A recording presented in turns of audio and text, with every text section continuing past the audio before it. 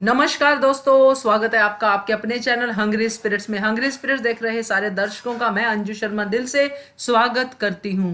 तो कल का एपिसोड देखा होगा आपने और आपने भी अपने मन में रैंकिंग डिसाइड कर ली होगी, क्योंकि ये वाला जो वीडियो है खास करके रैंकिंग के लिए होता है जो हमने कल के एपिसोड में देखा है, और कल की परफॉर्मेंस के हिसाब से इसका होता है रैंकिंग, और आपके कमेंट्स भी बहुत ही इंपॉर्टेंट होते हैं। चलिए शुरुआत करते हैं डेली रैंकिंग की, यानी कि कल के एपिसोड की रैंकिंग की, 54th डे की रैंकिंग की। तो शुरुआत से पहले आपसे वही गुजारिश, जिन्होंने अभी तक हमारा चैनल हंग्री स्पिरिट्स सब्सक्राइब नहीं किया है कृपया कर लीजिए। साथ में दोस्तों बेल आइकन दबाइएगा ताकि आपको हमारे वीडियोस के नोटिफिकेशंस मिलते रहें। Thank you so much.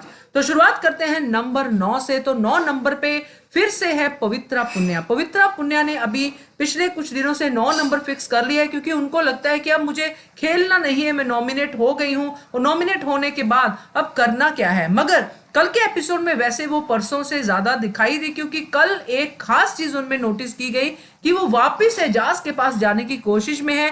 जिस तरह से वो पंचायत टास्क में खेल रही थी, एजाज की हाँ में हाँ मिला रही थी, एजाज की भी स्टैंड ले रही थी, तो पवित्रा पुन्या शायद आगे के नंबर में चली जाए अगर वो इस हफ्ते बच जाती है। तो फिलहाल वो है नंबर 9 के ऊपर।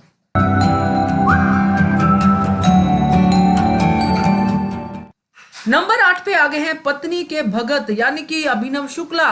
पत्नी की डिसरिस्पेक्ट, पत्नी की शक्ल को कोई नापसंद कर दे, उनके दिल पे बहुत ज्यादा चोट लग जाती है। अपने लिए तो खैर वो खेलने आए ही नहीं है, ऐसा ही उनके व्यवहार से लग रहा है, बिहेवियर से लग रहा है। बहुत लोगों के समझाने के बावजूद वो उसी चीज पे अटके हुए हैं कि मेरी पत्नी को क्यों किसी ने कुछ कह दिया, मेरी पत्नी तो देवी है, उसको कोई कुछ नहीं कहेगा, कहेगा तो मैं कहूंगा, अभिनव शुक्ला कहेगा कि आप मेरी बात नहीं सुनते हो, आजकल आप मेरे से बात नहीं करते ठीक ढंग से, वगैरह वगैरह वगैरह। तो अभिनव शुक्ला की परफॉर्मेंस सिर्फ पत्नी के इर्द गिर्द ही घूम रही है, जो उनके लिए अच्छी नहीं है। जिस दिन उन्होंने अच्छे से परफॉर्म किया था उनको आगे का नंबर भी मिला था, मगर फिलहाल वो है कल की परफॉर्मेंस के हिसाब से नंबर 8 के ऊपर।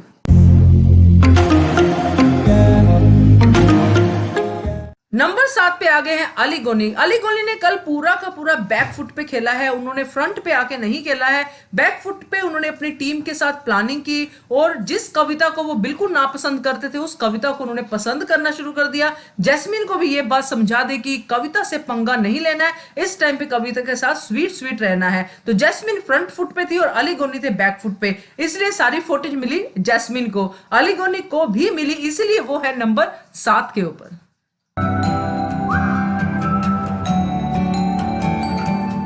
नंबर 6 पे आगे हैं निक्की तंबोली। निक्की तंबोली को अभी कुछ खास समझ में नहीं आ रहा है, उसको शायद ये लगता है कि जो मेरा दोस्त बन गया है वो सिर्फ मेरे लिए ही खेलेगा और मेरे ही काम करेगा। वही चीज उसने कविता से भी एक्सपेक्ट की कि कविता मुखिया बनी है तो जो भी होगा वो मेरे फेवर में होगा और मेरे लिए ही कविता खेलेगी, मगर कविता ने अपने लिए भी खेलना है। ये बात निक्की तंबोली को समझनी चाहिए थी, और वही बात कविता ने उसको समझाई भी कि टास्क अभी खत्म नहीं हुआ है।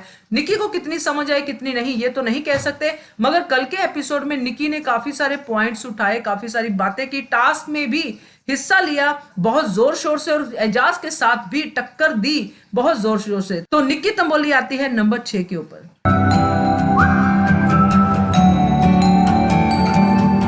नंबर 5 पे आगे हैं राहुल। जी हाँ, राहुल को कुछ हो ना हो मगर फुटेज लेनी आती है। वो उन खास कंटेस्टेंट के साथ जानबूझ के पंगे लेते हैं, चाहे वो एजाज को दिंडोशी का रैम्बो कहें या फिर रुबीना को कुछ और कहें। तो रुबीना एजाज हमें पता है काफी स्ट्रॉन्ग कंटेस्टेंट है, इसलिए वो उनके साथ जा जाके पंगे लेते हैं, अननेसेसरली उनके साथ बात करते हैं, और फिर जब बात बिगड़ती है तो जोर जोर से बोल के उनकी बेइज्जती भी करते हैं। तो ये उनका अपना एक तरीका है फुटेज लेने का, मगर डेफिनेटली फुटेज तो वो ले ही जाते हैं, इसीलिए वो आते हैं नंबर 5 के ऊपर।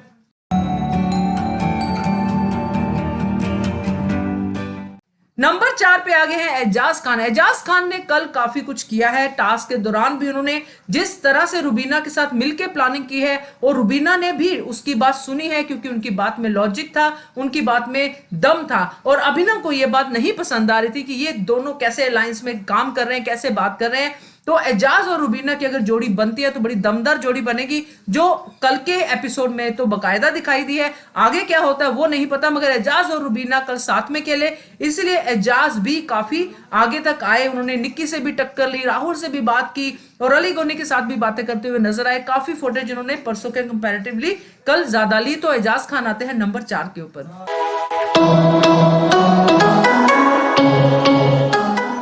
नंबर 3 पे आगे है कविता कौशिक। कविता कौशिक की बात करें तो कविता कौशिक घर की मुखिया, पंचायत की मुखिया बनी और वहां पे उन्होंने अपने पॉइंट्स बहुत ही सही तरीके से रखे। मैं ये जरूर कहूंगी कि कविता ने कल बहुत ही बढ़िया परफॉर्मेंस दी है और साथ साथ जो उन्होंने पहले रुबीना से भी उन्होंने लड़ाई की उसमें भी उनकी बातों में काफी हद तक दम था और बात क्लियर थी और समझ में आ रही थी। जब दो ऐसे खिलाड़ी आपस में बहस करते हैं जिनके पॉइंटर्स बिल्कुल क्लियर होते हैं तो जनता को भी मजा आता है उस बहस में, उस लड़ाई में। अगर सिर्फ शोर ही मचाना हो तो उसमें किसी को मजा नहीं आता है।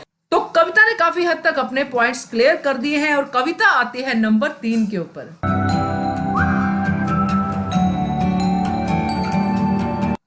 नंबर 2 पे आ गई है रुबीना दिलायक। जी हाँ, रुबीना काफी हद तक खेल रही है बट सिर्फ एक चीज मुझे लग रही है कि वो गेम को, टास्क को जहां पे जिस चीज की जरूरत होती है वहां पे वो नहीं करती है। उनको लगता है कि जो मुझे गलत लगा है मैं उसी पे स्टिक रहूंगी, मगर ये बिग बॉस का गेम है, यहाँ पे साम दाम दंड भेद सब तरह की पॉलिसीज यूज करके आगे निकलना है, वो रुबीना को करना पड़ेगा जो जैस्मिन अब बहुत अच्छे से कर रही है। तो रुबीना की गेम और इंप्रूव हो सकती है अगर अभिनव उनकी गेम में इंटरफेयर ना करें। तो रुबीना दिलायक आती है नंबर 2 के ऊपर।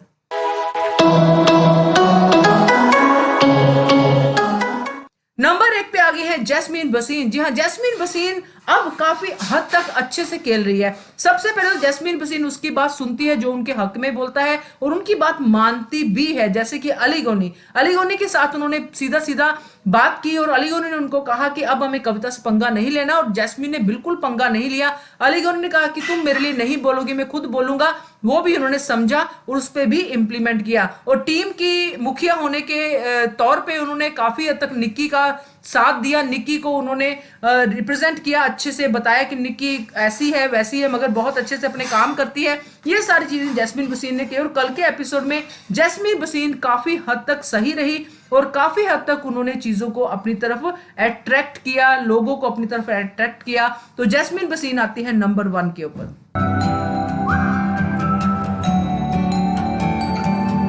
तो ये थी दोस्तों कल के एपिसोड की 54th डे की रैंकिंग। आपको कैसी लगी कमेंट करके बताइएगा और देखते रहिए channel hungry spirits. Thank you so much. Subscribe to our channel by clicking the subscribe button.